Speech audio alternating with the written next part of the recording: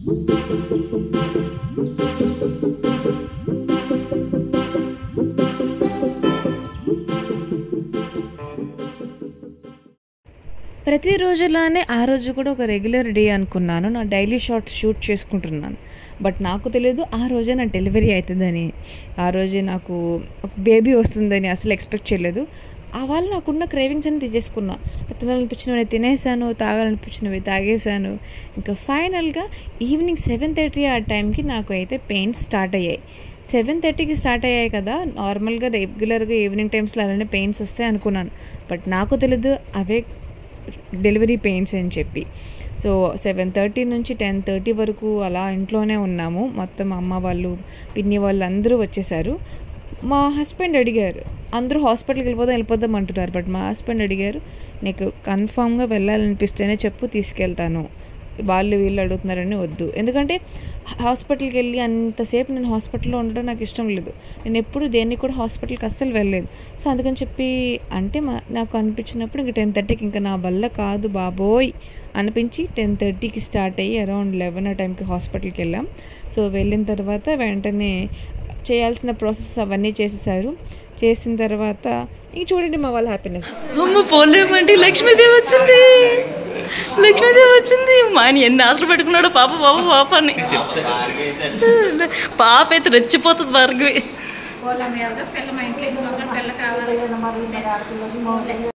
ఇంకా అమ్మ వాళ్ళు ఫుల్ హ్యాపీ.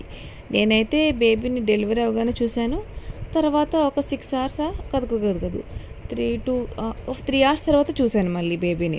వాళ్ళు వెంటనే ఆక్సిజన్ పెట్టాలని చెప్పి తీసుకెళ్ళిపోయారు. ఎప్పుడెప్పుడా అని చెప్పి మా వాళ్ళు కిందికి పైకి తిరుగుతూనే ఉన్నారనమాట. సో నేను కూడా చాలా చాలా చాలా వెయిట్ చేశాను. ఇంతకీ నాది నార్మల్ డెలివరీ సి సెక్షనా మీరేమనుకుంటున్నారో కింద కమెంట్ చేయండి. నా డెలివరీ వ్లాగ్ డీటెయిల్డ్గా వేరే వీడియోలో పోస్ట్ చేస్తాను. ఖచ్చితంగా వేరే ప్రెగ్నెంట్ లేడీస్కి యూజ్ అయ్యేలాగే పోస్ట్ చేస్తాను. ఇంకా మా వాళ్ళైతే దేవుడికి దండం పెట్టుకుంటున్నారు. ఫస్ట్ సూర్య భగవానుడికి దండం పెట్టుకుంటున్నారు అనమాట. ఇంకా మా డాడీ, మా పిన్ని, మా హస్బెండ్ రాత్రంతా అలానే కూర్చున్నారు. నేనైతే నా డెలివరీ కంప్లీట్ అయ్యాక పడుకుని పోయాను ఒక 1 hour. నా వల్ల కాలేదు.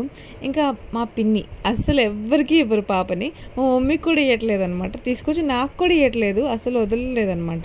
తీసుకొచ్చి ఇలా చూపించి వెంటనే తీసుకెళ్ళిపోయారు. మా అత్తయ్య మేము అందరం చూసానమాట. అండ్ ఆ మూమెంట్, పాపని చూసిన మూమెంట్ నేను అసలు ఎక్స్ప్లెయిన్ చేయలేను. డెలివరీ అవగానే చూపించారు, బట్ వెంటనే తీసుకెళ్ళిపోయారు. సో నేనైతే మళ్ళీ ఇదే చూడడం అనమాట. ఆ డే, ఆ టైం, ఆ మూమెంట్ అస్సలు మర్చిపోలేను. సో మేమిద్దరం అలా ఉండిపోయాం పాపని చూసుకుంటూ. యాక్చువల్లీ నేనైతే కొన్ని సిమ్టమ్స్ ఉంటాయి కదా, ఓల్డ్ వైఫ్ సిమ్టమ్స్ అంటారు. సో వాటి బట్టి నేను బాబు అనుకున్నాను. నాకు ఫస్ట్ నుంచి పాపే కావాలి, బట్ బాబేమో అనుకున్నాను. మా అమ్మ వాళ్ళందరూ చెప్పింది, ఎందుకంటే టూ మచ్ కిక్స్ అనమాట. చాలా దారుణంగా కిక్ చేసేది. కూర్చుంటే అసలు కూర్చొనిచ్చేది కాదు. ఇంక లాస్ట్ మంత్లో ఈ అబ్బాయి అయితే ఇలా చేస్తారని మమ్మీ అస్తమాన్ అనేవారు. కానీ మా హస్బెండ్ మాత్రం అన్ని ఇన్స్టాగ్రామ్లో ఒక పాప వీడియోసే చూస్తూ ఉండేవారు ఎక్కువ. సో ఎంతైనా ఫాదర్స్కి ఆడపిల్లే కదా కావాలనిపిస్తుంది. సో నాకు అలా బాబుని ఏం కాదు, బట్ అబ్బాయి ఏమో అనుకున్నాను అంతే. బట్ ఇంకా మా అక్కతో కాల్స్ అయిపోతున్నాయి, వీడియో కాల్స్. అది అక్కడే ఉంది కానీ దాని ప్రాణం అంతా ఇక్కడే ఉంది అనమాట. సో మా చిన్నకి ఫస్ట్ నుంచి పాపే కావాలి. పాప అయితే బాగా రెడీ చేసి, చిన్నకే కాదు అందరికీ కూడా.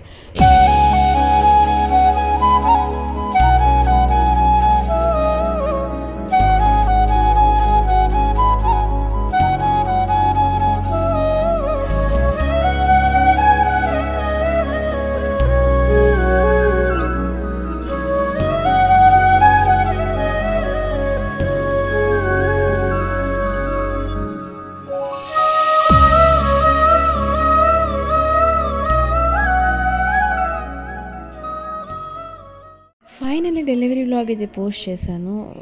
హోప్ ఈ వ్లాగ్ మీకు నచ్చుతుంది అనుకుంటున్నాను. ఖచ్చితంగా మీరు కూడా మీ లైఫ్లో ఎటువంటి మూమెంట్ని క్యాప్చర్ చేసుకోండి. పెళ్ళిళ్ళు అవి ఆబ్వియస్లీ క్యాప్చర్ చేస్తాం, బట్ ఇలాంటి మూమెంట్ క్యాప్చర్ చేసుకుంటే లైఫ్లో మనం మళ్ళీ వెనక్కి తిరిగి చూడొచ్చు. సో ఇది కూడా చాలా చాలా అన్నిటికన్నా ఇంపార్టెంట్ అయిన మూమెంట్. సో మీ ఎవరికైనా ఈ వీడియో నచ్చినట్లయితే please like, share and subscribe. And so నా డెలివరీ కోసం కూడా నేను డీటెయిల్గా పోస్ట్ చేస్తాను, డెఫినెట్లీ అదర్స్కి ఉపయోగపడేలాగా.